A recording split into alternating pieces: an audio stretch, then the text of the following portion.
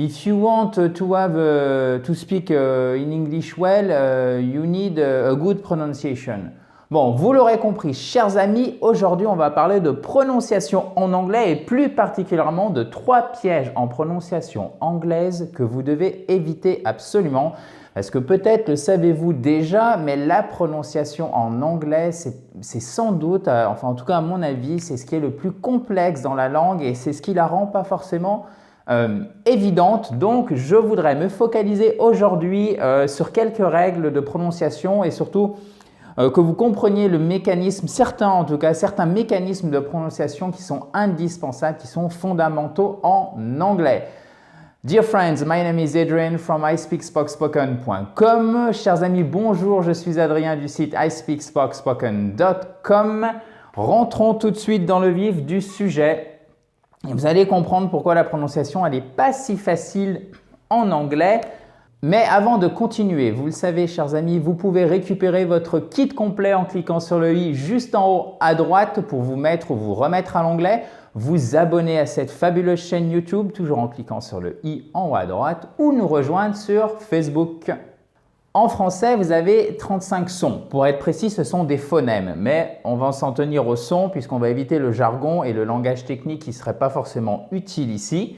En anglais, vous en avez 46. Donc, vous allez me dire, ok, bon, il y en a un petit peu plus, 11 de plus, mais ce n'est pas forcément, entre guillemets, la mort. Oui, sauf que là où ça se complique, chers amis, c'est que l'anglais, comme le français, n'a pas d'alphabet phonétique. C'est-à-dire quand vous lisez quelque chose, vous êtes obligé de savoir comment ça se prononce avant pour pouvoir lire correctement, d'accord? Vous ne lisez pas toutes les lettres déjà et à chaque fois quand vous avez un groupe de lettres, eh ben, ce n'est pas toujours la même prononciation. On va voir des exemples. Par exemple, quand vous avez le groupe de lettres EA en anglais, ben, ça peut se prononcer de façon différente. C'est exactement la même chose en français. Regardez, en français, le mot vert, donc la couleur se prononce exactement comme le mot vers le récipient, enfin l'objet on va dire, qui se prononce exactement comme le mot vers l'animal. Et en anglais, c'est exactement la même chose. Sauf que ces 35 sons en français, il y a 190 façons de les écrire en français. Ok ? Et en anglais, les 46 sons qu'il y a dans la langue, il y a 1120 façons de les écrire. Donc en fait, vous avez 6 fois plus de chances, entre guillemets, de vous tromper en anglais si vous ne connaissez pas la prononciation.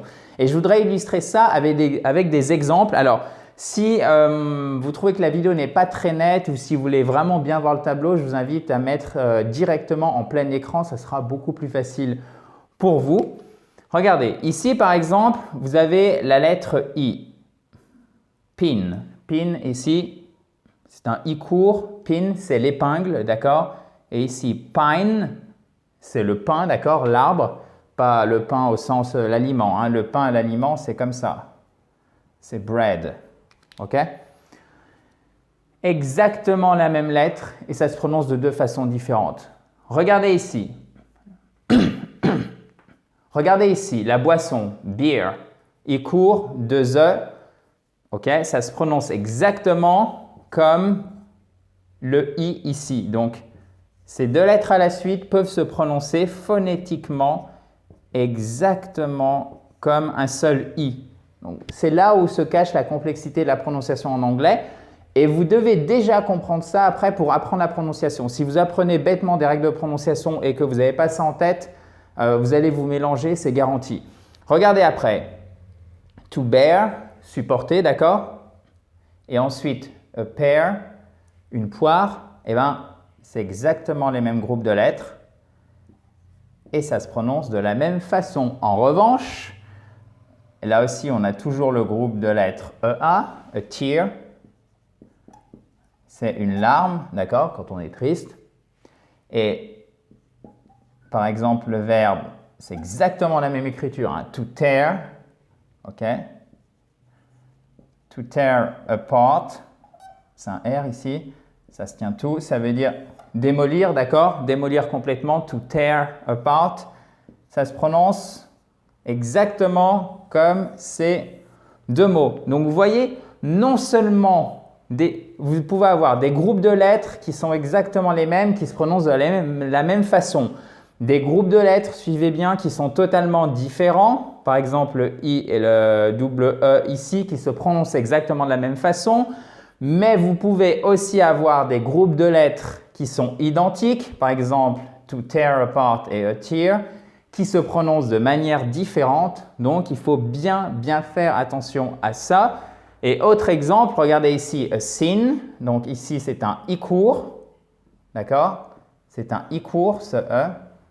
Et sin, qui est le participe passé du verbe voir, d'accord?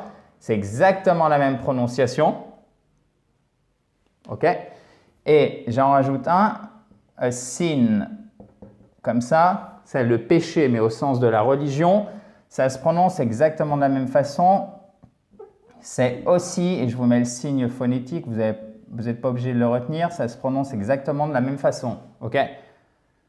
C'est aussi, en tout cas le I, c'est aussi un I court. Donc vous voyez que le E, ici, il se prononce comme un I court, qui se prononce exactement comme ce double E ici, qui est aussi un I court, sin, a sin, qui se prononce exactement comme ce I ici, qui est un I court. Donc c'est pour ça que ça peut être trompeur parce que parfois vous avez trois groupes de lettres qui sont différents, qui ont une orthographe différente, qui se prononcent de la même façon.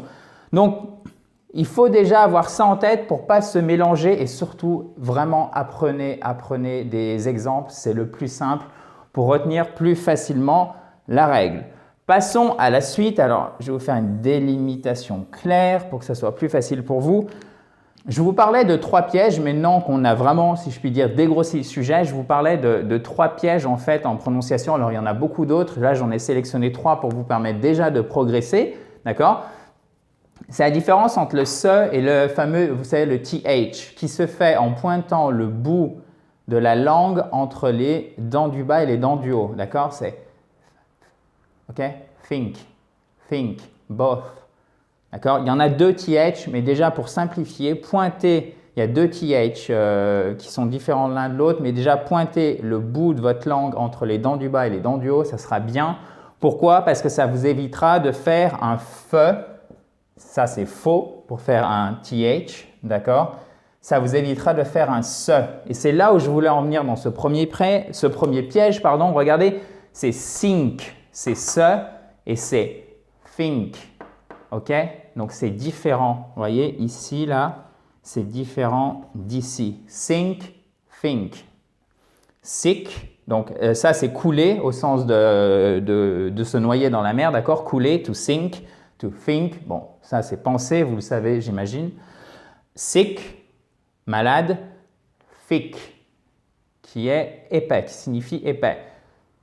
Même chose ici, boss, donc le patron, le chef, et both, qui signifie les deux, d'accord? Les deux. Voilà. Donc, faites bien la différence entre ce SE et ce TH. Ensuite, on en a déjà parlé un petit peu, mais il y a une même voyelle, en fait, en anglais, va se prononcer de manière courte et de manière longue. Une même voyelle phonétique, d'accord, au niveau du son. Regardez pourquoi je vous dis au niveau du son. Parce que ici, on a a ship, qui est un navire, c'est un I court. Et ici, le mouton, l'animal, c'est a sheep, c'est un I long.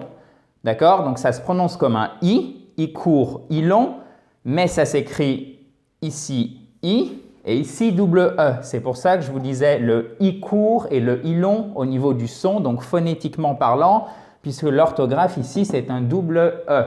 D'accord? Qu'on retrouve ici dans le I long. OK? Donc, a ship, un navire, I court, a ship, et a ship, un I long. Ensuite, troisième piège auquel vous devez faire attention, et là il y a une petite règle, donc regardez, c'est simple. Quand un mot commence par SH, donc SH en anglais, SH, ça se prononce comme un ch, ship. Donc ça on l'a vu, ship, et là aussi, ship. Donc le I, il est plus long, qui est le mouton, et là c'est le navire. En revanche, quand ça commence, et suivez bien par un CH, au niveau orthographe, ça se prononce ch. Par exemple, a chip. A chip, en fait, c'est le morceau, le fragment, d'accord? Donc, chip, et cheap. Donc, si ça commence par, au niveau orthographe, CH, ça se prononce ch. Et si ça commence par SH, donc SH, ça se prononce, ch. D'accord? Cheap, a chip.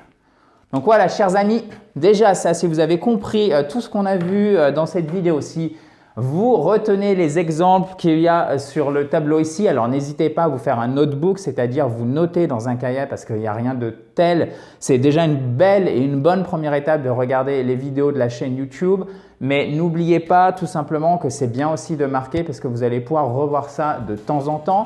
Et si vous ne l'avez pas encore fait, chers amis, vous pouvez cliquer sur le i en haut à droite pour récupérer votre kit complet pour vous mettre ou vous remettre à l'onglet, nous rejoindre sur Facebook et bien évidemment, si ce n'est pas encore fait, vous abonner à cette fabuleuse chaîne YouTube. Thank you very much guys. Bye bye.